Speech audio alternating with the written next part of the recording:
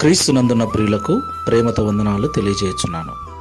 మే నెల 31వ తేదీ 2026. ఈరోజు దావీదు గారి ద్వారా దేవుడు మనకు చేస్తున్న వాగ్దానం ఏమిటనగా 66వ కీర్తన 20వ చరణం. దేవుడు నా ప్రార్థనను త్రోసివేయలేదు, నా యొద్ద నుండి తన కృపను తొలగింపలేదు. ఆయన సన్నుతింపబడునుగాక. ఆమేన్. నా ప్రియమైన సహోదరి సహోదరులారా, మనం ఆరాధించే దేవుడు కృపా సత్య సంపూర్ణుడు, కృపగలిగిన దేవుడు.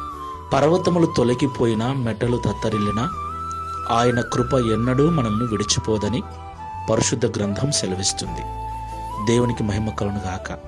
నా ప్రియులారా, మన దేవుడు ప్రార్థనలో ఆలకించువాడై ఉన్నాడు. మనము చేసే విజ్ఞాపనలకు మనం పెట్టే మరొక ఆయన చెవియొగ్గి మనకు సహాయము చేయు దేవుడై ఉన్నాడు. దేవునికి మహిమ కలుగును గాక. ఆయన మన ప్రార్థన ఎన్నడూ త్రోసివేయడు, ఆయన తన కృపను మన మీద నుండి ఎన్నడూ తీసివేయడు. ప్రియులారా, ఆయనంతటా ఆయన ఎప్పుడూ ఆ కృపను తీసుకోడు. ఒక్కసారి ఆయన కృప చూపితే అది వేవేల తరముల వరకు నిలిచి ఉంటుంది.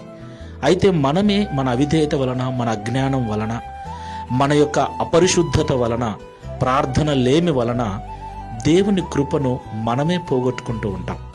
దేవుని కృప మనల్ని విడిచిపోయినప్పుడు మనం చేసే ప్రార్థనలు దేవుడు అంగీకరించడు.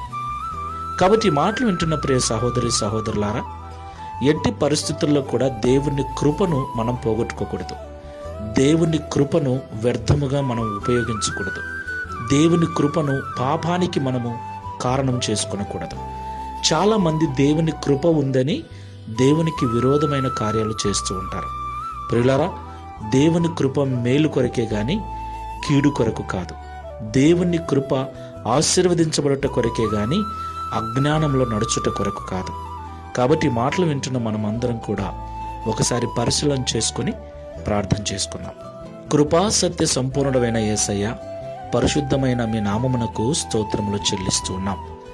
ప్రియ తండ్రి, నీ కృప మమ్మల్ని ఎన్నడూ విడిచిపోదని, నీ కృప మాకు తోడు ఉన్నంత వరకు మేము చేసే ప్రార్థనలు మీరు ఎన్నడూ త్రోసివేయక వాటిని అంగీకరించి మాకు సహాయము చేయు వాడవై ఉంటావని ఈ ఉదయకాల సమయంలో మాతో మీరు మాట్లాడినందుకు స్తోత్రాలు చెల్లిస్తున్నాం. అయితే కొన్నిసార్లు అవిధేయంగా మేము వేసిన అడుగుల వలన, అజ్ఞానములో మేము చేసిన పాపము వలన నీ కృప మమ్మల్ని విడిచిపోవటానికి మేమే కారకులమవుతున్నాం. అవును తండ్రి, సంసోను పాపములో పడినప్పుడు నీ యొక్క నిబంధనను త్రోసివేసినప్పుడు నీ ఆత్మ సంసోనును విడిచిపోయిందని పరిశుద్ధ గ్రంథంలో చదువుకుంటున్నాం. ప్రియ తండ్రి, అలాగున మేము అజ్ఞానముతో అవివేకముతో అడుగులు వేయకుండా నీ యొక్క వాక్యమును బట్టి వివేకము కలిగి నడుచుకున్నటకు సహాయం చేయమని, నీ సన్నిధిలో మేము చేసే ప్రార్థనలు ఎల్లప్పుడూ నీ ద్వారా అంగీకరించబడి మా స్థితిగతులు మార్చుకున్నటకు, మా అనారోగ్య పరిస్థితులు, ఆర్థిక పరిస్థితులు సరిచేసుకున్నటకు సహాయం చేయమని, తద్వారా దావీదు వలె మేమును సాక్ష్యం ఇచ్చినట్లుగా కృప చూపమని, ఈ మే మాసమంతయు కాపాడిన మీ కృపను రాబో నూతన మాసమంతా కూడా మాకు తోడుగా ఉంచి నడిపించుమని సర్వశక్తిగల యేసుక్రీస్తు వారి నామములో ప్రార్థించి వేడుకుంటున్నాము తండ్రి. Amen. Praise the lord. God bless you.